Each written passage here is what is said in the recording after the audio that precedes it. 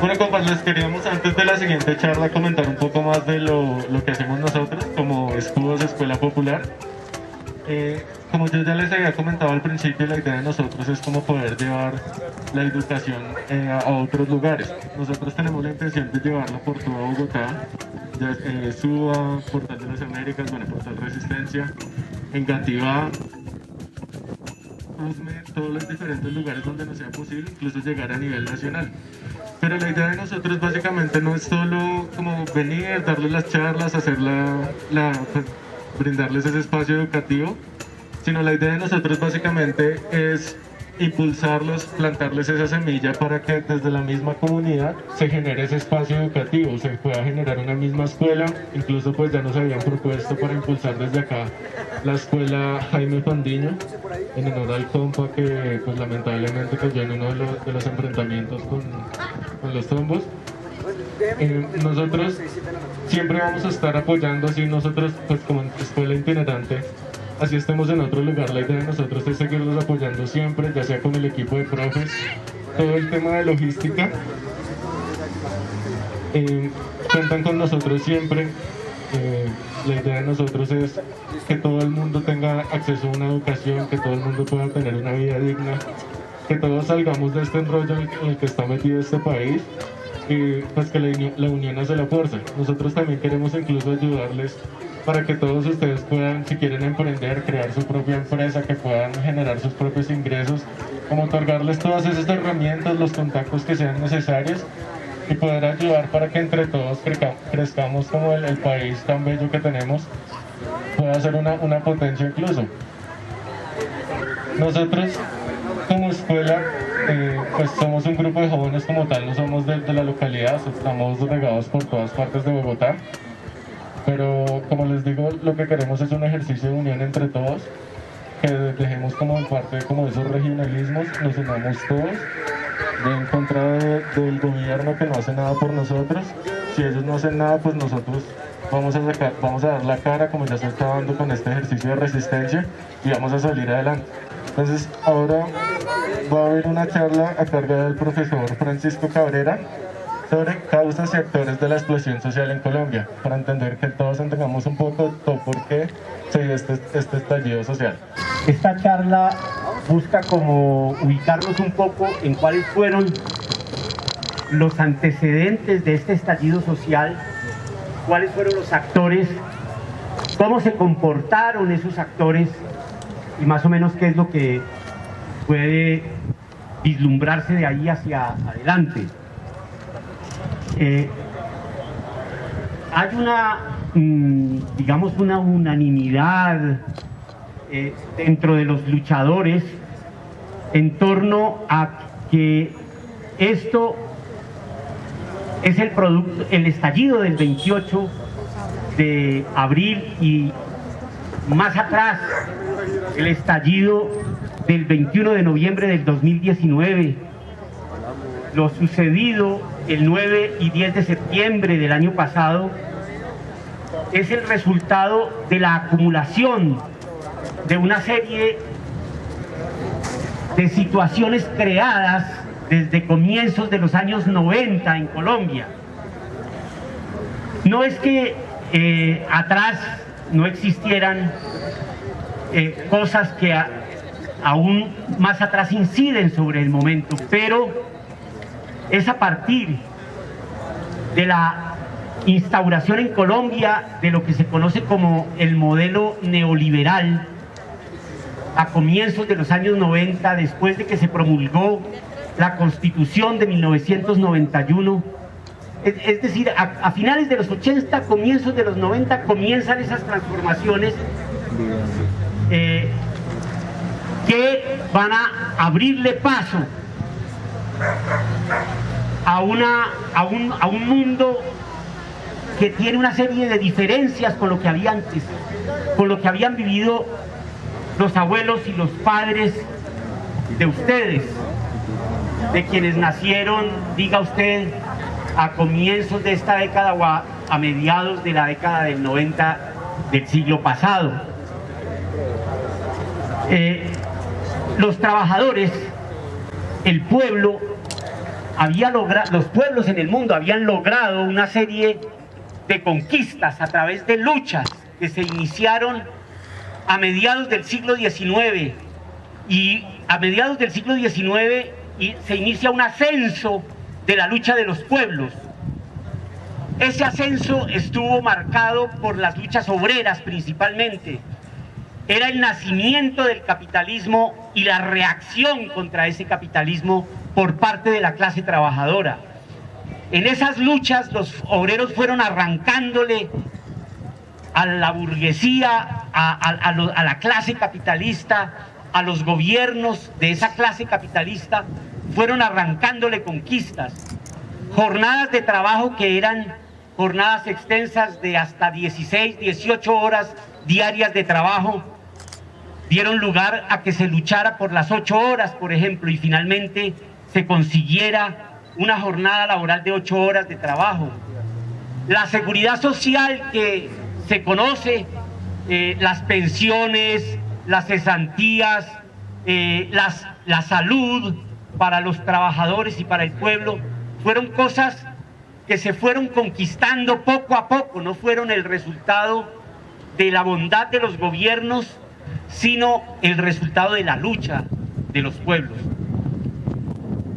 Pero a partir de la década del 90 se produce un retroceso profundo.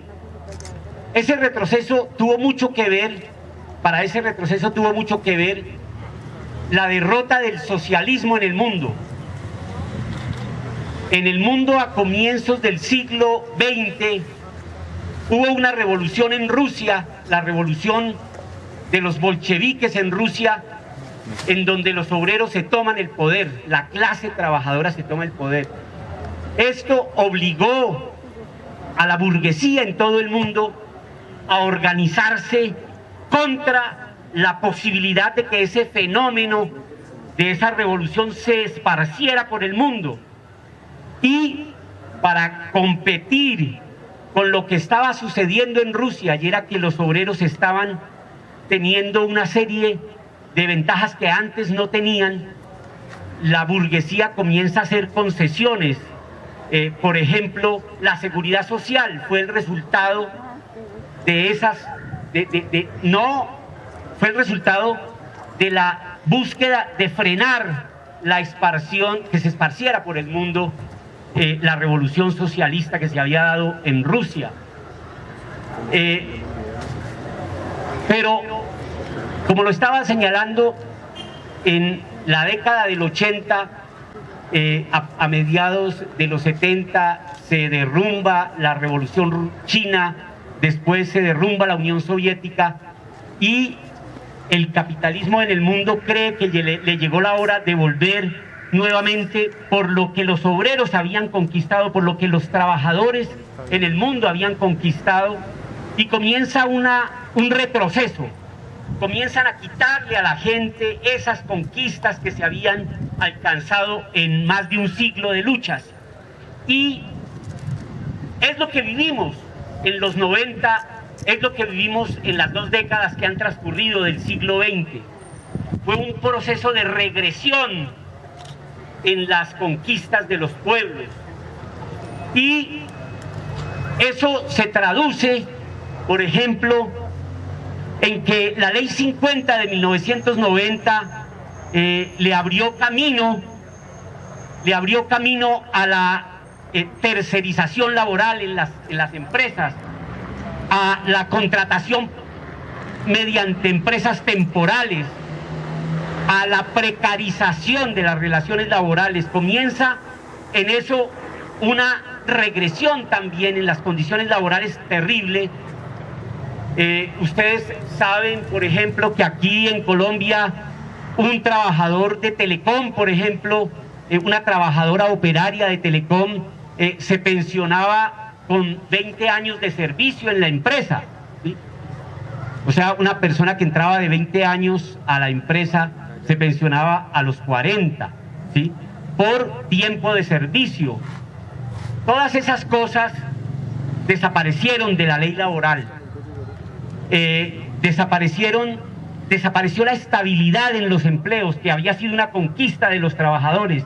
Es decir, aquí en Colombia hubo una batalla fenomenal que fue la lucha de las bananeras, la huelga de las bananeras, en donde hubo una matanza de trabajadores en la zona bananera del Magdalena, de la región del río Magdalena. Esa huelga fue contra el régimen de contratistas, es decir, contra un sistema que había en ese momento en el que las personas no eran contratadas directamente por las empresas, sino por unos contratistas que los enganchaban, y esas personas no tenían estabilidad en el trabajo. Esa huelga fue por estabilidad en el trabajo, y la estabilidad se consiguió después de muchas luchas y de sangre, como la que se derramó en la huelga de las bananeras. Pero después de haberse conquistado la estabilidad, la Ley 50 inicia un proceso para acabar con esa estabilidad en los puestos de trabajo, por ejemplo. Pero la Constitución de 1991, aquí les voy a decir una cosa que tal vez a algunas personas les va a chocar con cosas que les han contado y que les han dicho, y es que la Constitución de 1991 es una constitución de derechos. La Constitución de 1991 la hicieron para poder abrirle camino al neoliberalismo. Para abrirle camino al neoliberalismo era necesario cambiar la Constitución, y eso fue lo que hicieron. Pero para cambiar la Constitución le vendieron a la gente que esa era una Constitución llena de derechos, ¿sí? Un amigo mío decía que en esa Constitución había 50 artículos que hablaban de los derechos de los niños, ¿sí? Pero para que nos demos cuenta en qué consisten los derechos en las constituciones redactadas por las clases explotadoras, tenemos que examinar esto. Les dice, hay 50 artículos que hablan de los derechos de los niños, pero ¿de qué sirve hablar de los derechos de los niños si a los papás les quitan el trabajo? El primer derecho que tienen los niños es a que sus papás tengan trabajo, porque de lo contrario el resto de los derechos no existe, ¿sí? Miremos el derecho de expresión. El derecho de expresión no es el derecho de pararse en una esquina o en una cantina después de tomarse unas cervezas y decir lo que uno quiera. Ese no es el derecho de expresión. El derecho de expresión es el derecho a tener acceso a los grandes medios de comunicación masivos que le llegan a los millones de habitantes de una nación o del mundo. Ese es el derecho de expresión. Pero ese derecho de expresión está en Colombia reducido a quienes son los dueños del tiempo, de Caracol, de RCN, de los grandes medios de comunicación, del Espectador. ¿En manos de quién están esos medios de comunicación? El Tiempo es de Luis Carlos Sarmiento Angulo. El Espectador es de la familia Santo Domingo. La República de Luis Carlos Sarmiento Angulo. Caracol de Julio Mario Santo Domingo. RCN de Ardila Lule. Es decir, los dueños del país son los dueños de los medios de comunicación. Son los que manipulan a la opinión pública a través de los medios de comunicación. Entonces, así pasa con todos los derechos de las constituciones redactadas por las clases explotadoras. En un artículo conceden el derecho y en el siguiente lo quitan de alguna manera, con alguna artimaña. Entonces, esto lo decimos porque lo que vivimos hoy fue el resultado de la aplicación de ese modelo que necesitaba una nueva constitución para poder realizarse. Ese modelo exigía que se abrieran las fronteras del país a las mercancías producidas en las grandes metrópolis del mundo. Exigía que se abrieran las fronteras a los capitales, que se abrieran, es lo que se conoció como la apertura económica, el libre mercado. Y el libre mercado no es otra cosa que la libertad de quienes tienen el poder económico para imponer sus condiciones en cualquier parte del mundo. Y eso fue lo que sucedió, y eso es lo que ha sucedido a lo largo de estos años. son los banqueros, los grandes financistas, el sector financiero mundial y los monopolios nacionales los que le imponen al país las condiciones, son los dueños de la salud. Las pensiones, que antes estaban en manos del Estado a través del Seguro Social, que después lo convirtieron en colpensiones. Las pensiones privadas, hoy los fondos de pensiones tienen 320 billones de pesos del ahorro de las pensiones de la gente. Es decir, le entregaron a los banqueros la plata que es el ahorro pensional de la gente. Más de 80 billones de esos 320 billones que tienen los banqueros, como Luis Carlos Sarmiento Angulo, como el grupo Gilinski, como el grupo empresarial antioqueño GEA, se los han prestado al Estado. O sea, el Estado está endeudado en más de 80 billones de pesos con los banqueros, que son los dueños de los fondos de pensiones. La plata de los ahorros pensionales de los trabajadores se la prestan al Estado, a los intereses comerciales, y después esos mismos banqueros y los de afuera, que también endeudan al Estado, le dicen al Estado: ¿cómo me va a pagar? Desde 1991, desde la época en la que se inicia este proceso de la apertura económica del libre mercado, del neoliberalismo, encontramos que esos señores, los banqueros, los de afuera y los de aquí, el capital financiero internacional y el nacional, comenzaron a endeudar de una manera cada vez mayor al Estado, al gobierno. Y a partir de esa época, cada 2 años más o menos, se hace en Colombia una reforma tributaria. Cada año y medio se hace una reforma tributaria. ¿Por qué? Porque esos banqueros le dicen al gobierno cómo me va a pagar, y el gobierno tiene que salir a decirle cómo le va a pagar. Y esos señores tienen unas empresas que se llaman calificadoras del riesgo, que dicen: este país, esta empresa, este estado, esta ciudad puede pagar sus deudas.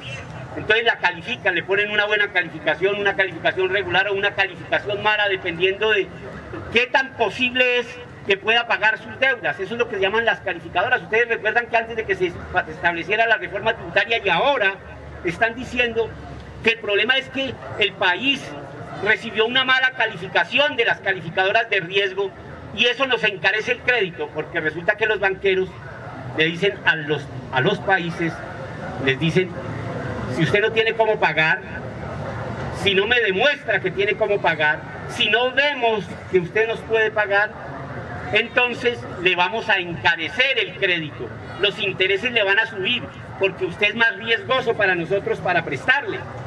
Eso es el peligro que dice el gobierno, de que le bajen la calificación las calificadoras de riesgo. Entonces, desde esa época de los comienzos de los años 90, comenzó el país a endeudarse cada vez más y cada vez más obligado a imponerle a la gente impuestos indirectos, o sea, impuestos al consumo, impuestos que se pagan en todas las cosas que se compran, para poder pagar las deudas. Hay 2 tipos de impuestos, los directos y los indirectos.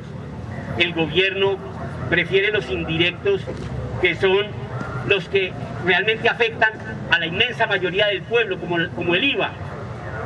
Luis Carlos Sarmiento Angulo paga lo mismo por una libra de café que lo que paga el campesino del rincón más apartado de Colombia, ¿sí?, de IVA.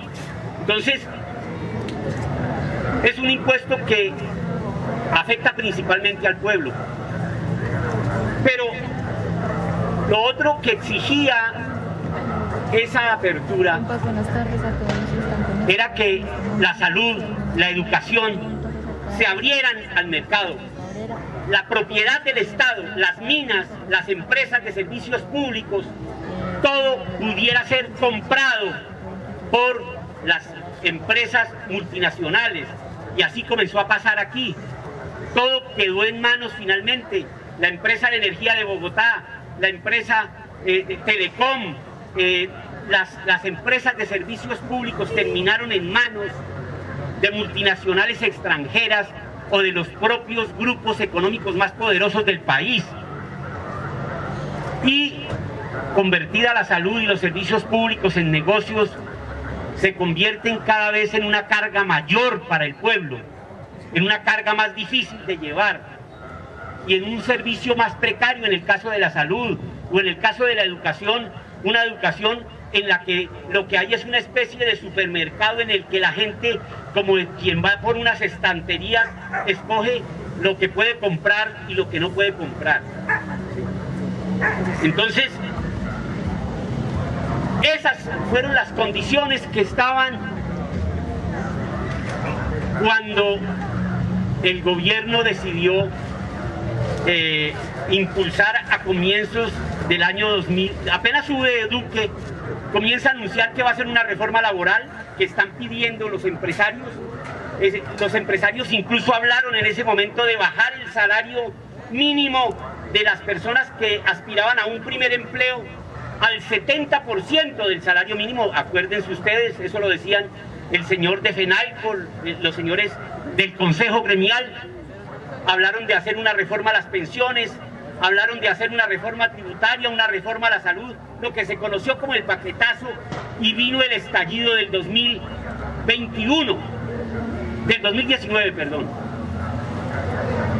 Pero sucedió un fenómeno que en todos dejó un sabor amargo, un mal sabor, que fue la forma como el Comité Nacional de Paro manejó la situación en el 2019.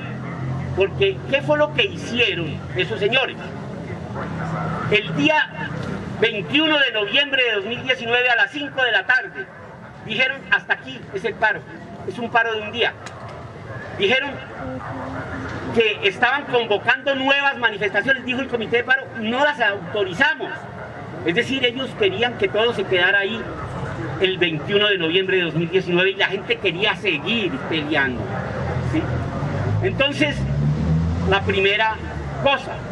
Después citaron un encuentro nacional en el León de Grey de la Universidad Nacional y allí sucedió que manejaron eso de manera completamente antidemocrática, manipulada. Y entonces eso generó una reacción principalmente de las organizaciones juveniles, porque todo el mundo percibía que el interés del Comité Nacional de Paro era bajarle la presión a la lucha. Después se posesionó Claudia López, hizo un show en el que presentó a unas mamás que dijo que iban a controlar a los pelados porque había un nuevo protocolo para la intervención del ESMAD que consistía en que primero las mamás iban a decirle a los hijos no se metan con las estaciones de Transmilenio, no vayan a hacer bloqueos, no vayan a hacer nada de eso, váyanse por los andenes. Entonces resulta que el día que la alcaldesa Claudia López presentó los protocolos del ESMAD, estaba rodeada por los señores del Comité Nacional de Paro. Es decir, esos señores estaban dándole la bendición a los nuevos protocolos que anunciaba la alcaldesa para la intervención del ESMAD. Eso fue visto también por los jóvenes, por los luchadores que estaban en las calles. Ese mismo día que la alcaldesa estaba anunciando los nuevos protocolos del ESMAD, estaban reprimiendo a los estudiantes de la Universidad Nacional con el ESMAD frente a la estación de la 30 en la Universidad Nacional. Es decir,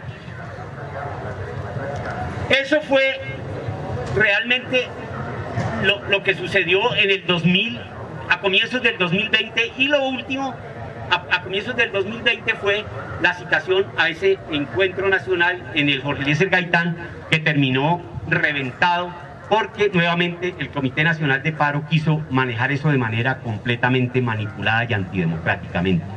Entonces, llega la pandemia y la pandemia agudiza todos los problemas del pueblo y desnuda de una manera mucho más abierta la forma como el gobierno entrega los recursos del Estado que eran para la pandemia a los bancos y a las empresas. Mientras la gente colgaba trapos rojos en las casas porque no había que comer. Entonces, con la pandemia se agudizan los problemas, el gobierno revela una total incapacidad para manejar el COVID-19, la expansión del contagio, mientras en países como Nueva Zelanda, por ejemplo, en cosa de 2 meses tenían completamente controlado el virus. Aquí el presidente creyó que el virus se controlaba saliendo cada día a las 6 de la tarde por la televisión en su show de prevención y acción. Resulta que aquí es muy importante tener en cuenta lo siguiente, que es un consejo de un viejo a ustedes. Yo tengo 66 años. Cuando me inicié en la lucha social tenía 16 años, en 1971, en medio de un movimiento estudiantil que fue el más grande que hubo en el siglo pasado. Ese movimiento estudiantil me lanzó a la lucha social porque me expulsaron del colegio. Entonces me fui para el campo. Aprendí a entender cómo piensa el terrateniente, cómo piensa el campesino rico, cómo piensa el campesino pobre. Después he tenido una experiencia en el movimiento obrero y he aprendido también cómo piensa el empresario, cómo piensa el grande, el mediano, el pequeño. Aquí la principal, tal vez de las cosas más importantes que se puede aprender en la vida, en el caso de ustedes que están en esta lucha, y que para mí es una gran satisfacción poder estar hoy aquí con ustedes, porque han sido la carne y el corazón y el alma de la lucha social, de este estallido tan extraordinario que se ha vivido en el país, y que esperábamos muchos, que hace muchos años venimos batallando. Pero esa lección es esta: es preguntarse siempre, ante cada decisión que se toma desde arriba, ante cada posición que se toma por parte de los actores de cualquier actividad social, es esta pregunta: ¿a quién le sirve? ¿A quién le sirve un decreto? ¿A quién le sirve una resolución? ¿A quién le sirve una decisión que se toma en un momento crítico?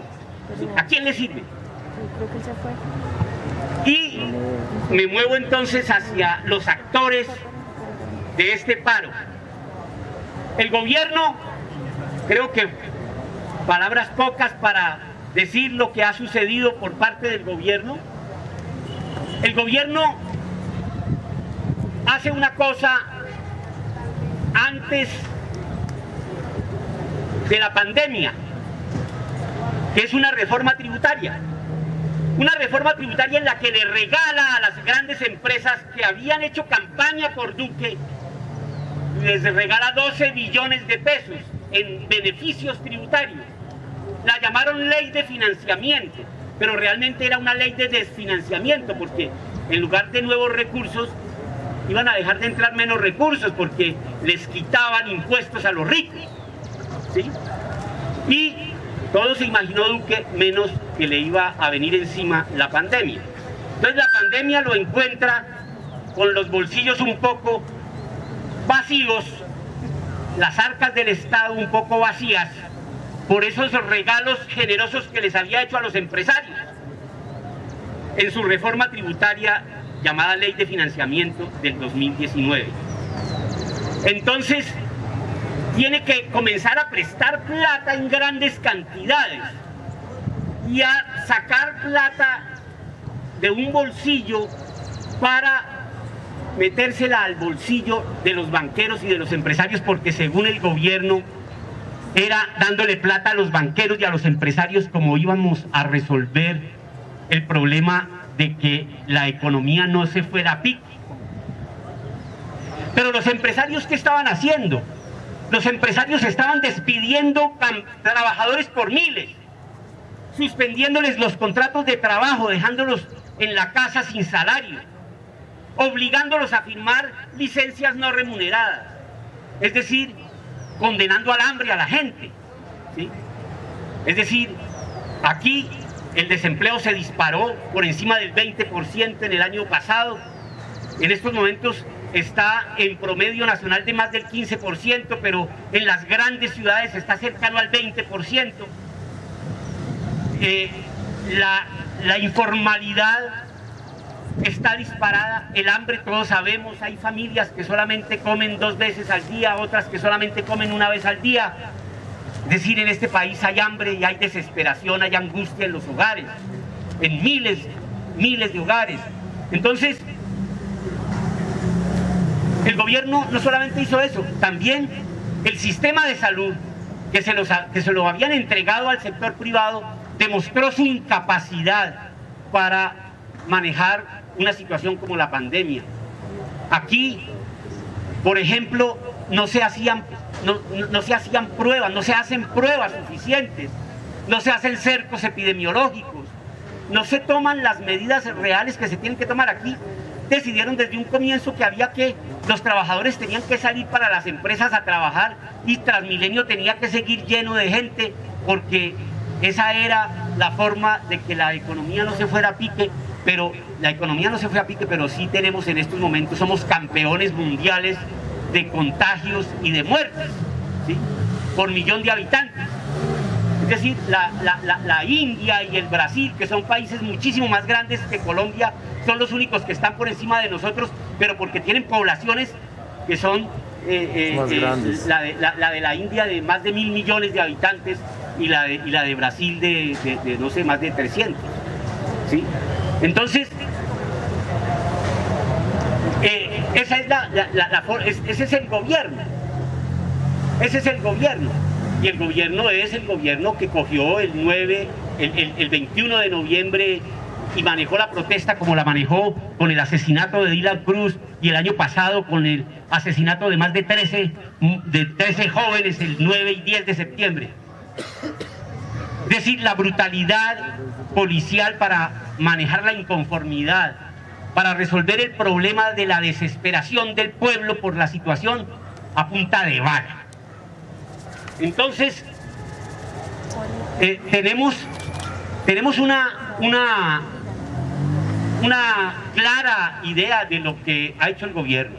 Creo que sobre eso no podemos insistir mucho aquí. Cuando estalla el paro el 28 de abril, 2 grupos de la oligarquía colombiana habían estado diciéndole al gobierno que era una locura sacar una reforma tributaria en medio de una pandemia y en medio de una crisis social como la que había. Eran Vargas Lleras, de Cambio Radical, y el jefe del liberalismo, el señor Gaviria, César Gaviria. Resulta que el gobierno decide sacar la reforma tributaria. La reacción es la reacción que todos conocemos, la pelea del 28, pero aquí hay una cosa. El comité de paro dicen que citó a la movilización del 28 de abril, que fueron ellos los citantes. Sí, pero resulta que ellos citaron a la movilización del 28 de abril inicialmente no para hacerle frente a la reforma tributaria del gobierno, sino que al comienzo, cuando la citaron desde el mes de marzo, la citaron para presionar el trámite ante el Congreso de una reforma que presentaron para establecer una renta básica por 3 meses, una renta básica por 3 meses de un salario mínimo. Resulta que decían además en el proyecto que esa renta básica debía financiarse con una reforma tributaria. Es decir, estaban completamente desenfocados. Estalla el paro, se comienza a prolongar en el tiempo, pasan los días y el paro cada vez más fuerte. Cambio Radical, el partido que había estado contra la reforma tributaria, del partido de la oligarquía que había estado contra la reforma tributaria, el de Vargas Lleras, sale a respaldar al gobierno. Gaviria sale a respaldar al gobierno. Y aquí hay que mirar entonces cuál ha sido el comportamiento de la oposición, ¿sí? Porque es bueno ver cómo se han comportado los actores. ¿Y qué hizo? ¿Cuál es la oposición aquí? Bueno, una parte de la oposición hoy está agrupada en una cosa que se llama la Coalición de la Esperanza y otra parte está en otra coalición que se llama el Pacto Histórico. En la Coalición de la Esperanza están lo que llaman también los tibios. Está el señor Fajardo, está Robledo, está el señor, están los liberales como el señor como el señor este que fue el negociador del gobierno de Santos en La Habana, de la Calle. Es decir, está el Partido Verde, el partido de la alcaldesa Claudia López, son la Coalición de la Esperanza. Ellos firmaron un documento hace unos días en donde salieron a condenar los bloqueos. Petro fue entrevistado por la W y le dijo a la W que el paro debió levantarse en el momento en el que el gobierno retiró la reforma tributaria. Y dijo que eso de los bloqueos y de las barricadas no estaba bien, que él creía que lo que funcionaba realmente hoy en el mundo eran las grandes movilizaciones de masas de millones de personas. Entonces, tenemos que desde la oposición hay una posición que censura los bloqueos, que señala que los bloqueos afectan la economía, que los bloqueos afectan a la ciudadanía.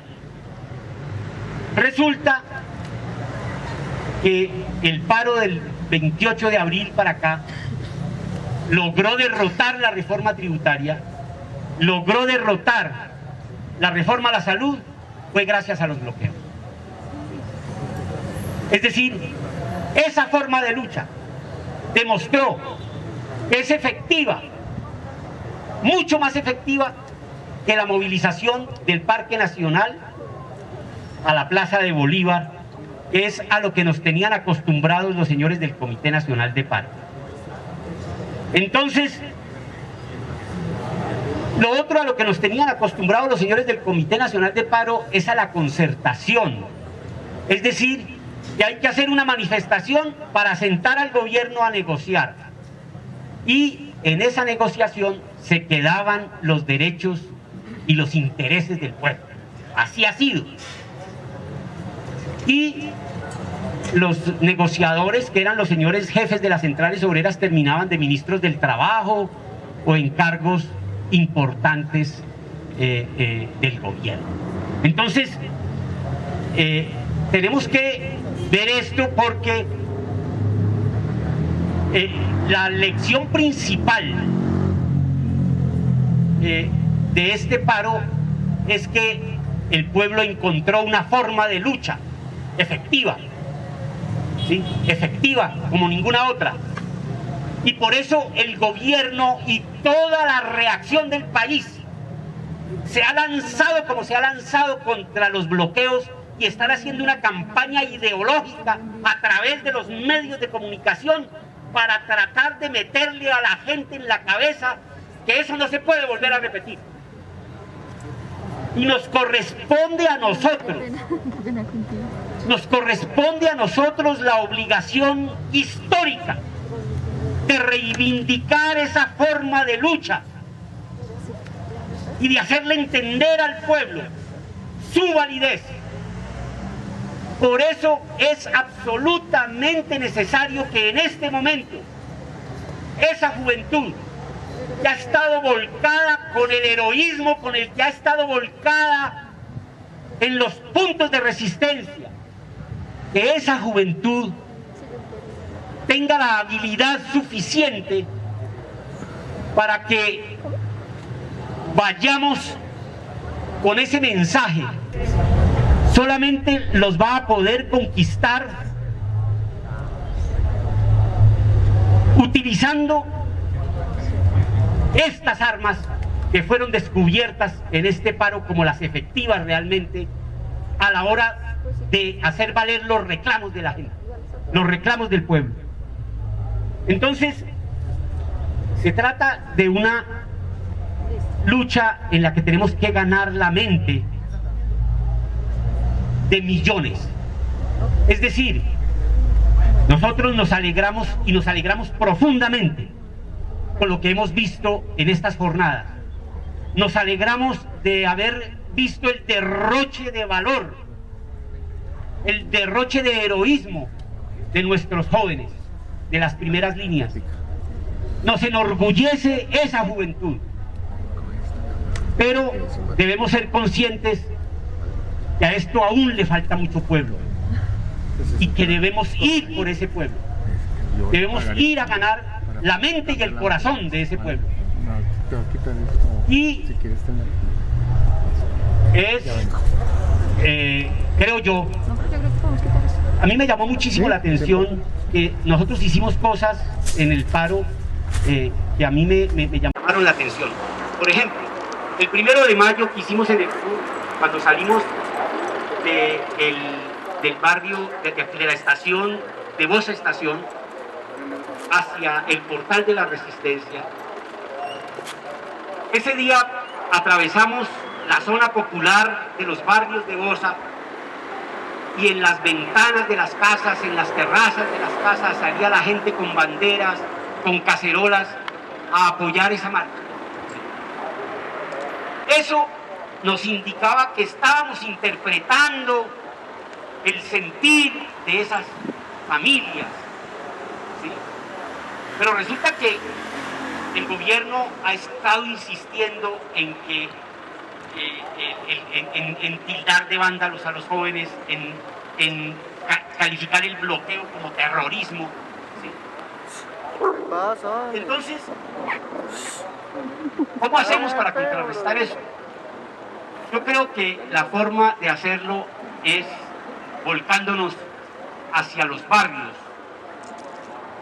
como se hizo en esa oportunidad.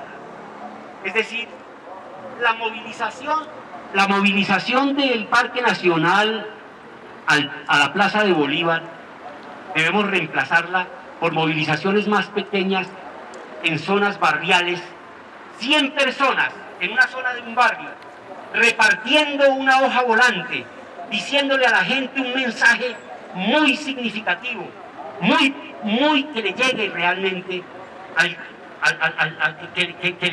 que le logre cambiar la idea que el gobierno quiere meterle en la cabeza.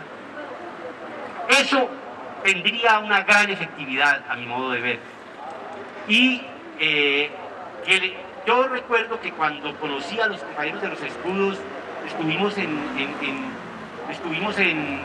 el Parque Simón Bolívar en una actividad pedagógica con la gente que llegaba al parque, recogiendo las basuras del parque y haciéndole ver a la gente que los jóvenes que se encapuchan, que los jóvenes que han estado en las barricadas no son vándalos, que son personas que quieren cambiar esta sociedad y cambiarla para bien, cambiarla para garantizarle a las futuras generaciones una vida más digna que la que han tenido las generaciones que los anteceden a ustedes.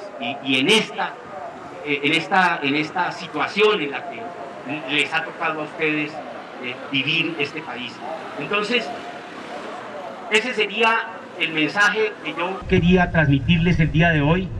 Sé que son cosas que quedan planteadas, muchas de ellas de manera muy general. Podemos volver sobre esas cosas si quieren nuevamente para entrar más a fondo. Podemos hablar sobre el contenido de cosas que el gobierno está planteando, está planeando. El gobierno va a presentar nuevamente la reforma tributaria el 20 de julio. En